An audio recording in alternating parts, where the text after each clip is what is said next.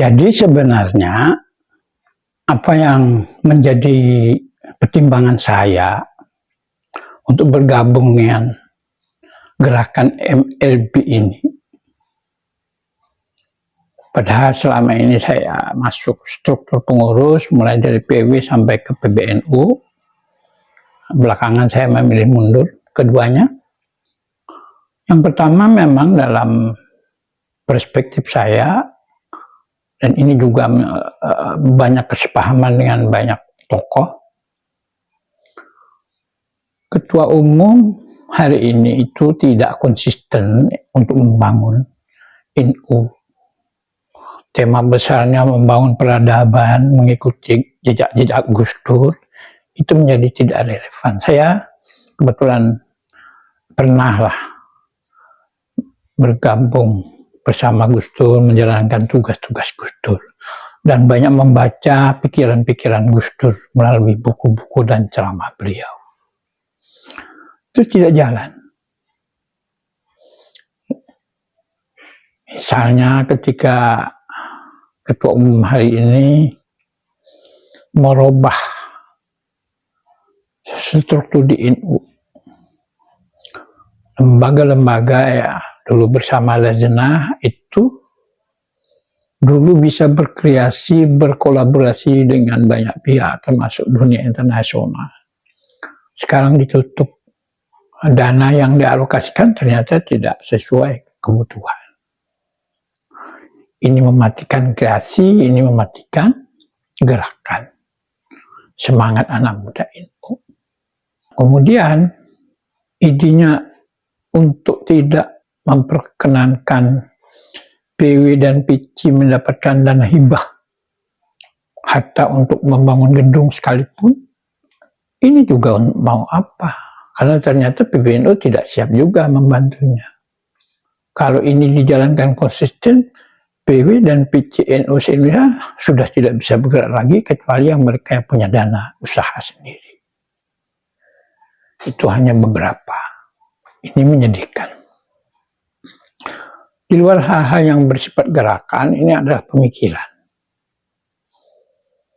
Kita tahu Gus Yahya sebelum menjadi ketua umum PBNU berkali-kali melakukan kerjasama kunjungan ke sejumlah lembaga internasional, diantaranya adalah badan kelompoknya Zionis Israel, Yahudi. Dan ini hidup di zaman beliau. Terbukti ketika Israel sedang gencar-gencarnya mengecam membombardir Gaza, beberapa anggota beliau melakukan kunjungan ke Israel. Nah ini seperti orang nggak tahu, sepertinya sepele aja sebuah kerjasama, tapi ini sebenarnya sebuah misi ideologis, di mana Indonesia ingin dibangun ideologi yang mensupport Zionisme internasional. Gerakan peradaban yang dibangun beliau itu adalah mengarah kepada support dukungan gerakan Zionisme internasional. Ini sesuatu yang sangat bertentangan dengan NU. Andai para tokoh NU masa lalu masih hidup, bisa berkomentar tentang situasi ini. Dan hasil kunjungan, diskusi, sowan dengan para tokoh, para kiai, umumnya mereka prihatin terhadap ini. Padahal misi NU itu aslinya adalah dakwah Islamiyah, dakwah yang ideologinya Ahlussunnah wal Jamaah. Sesungguhnya ini yang harus didorong. Kepengurusan NU itu tidak harus dibuat birokratif seperti penerimaan pegawai tentara. Karena ini misi dakwah, semua orang bisa kita gabung.